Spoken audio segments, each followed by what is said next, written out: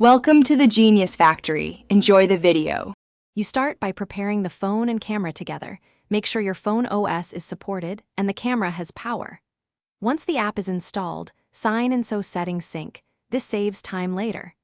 Enable Wi-Fi and location services because many cameras use local network discovery and geofencing. Pair the device using the app scan or QR option, following prompts step by step. Don't skip permissions. This initial pairing establishes secure communication and lets you move on to placement and configuration. Once paired, configure video and placement to match your needs. You should lower resolution or frame rate if on limited data and enable night mode for low light. These choices balance quality versus bandwidth. Mount the camera at a 6.8 ft height for faces, angle down slightly, and avoid pointing at windows. This reduces glare. Then, set motion zones and sensitivity in the app so you get relevant alerts, and schedule recording times to conserve storage. These choices reduce false alarms and optimize footage utility.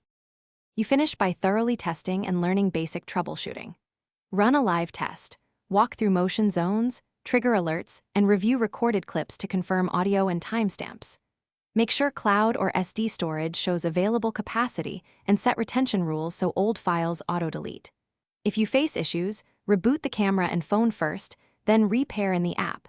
Check that the phone has camera and location permissions and that your router allows the camera's connection. One key tip: intermittent drops usually point to weak Wi-Fi. Try repositioning the router or adding an extender. Thanks for watching. If you found this helpful, don't forget to like and subscribe.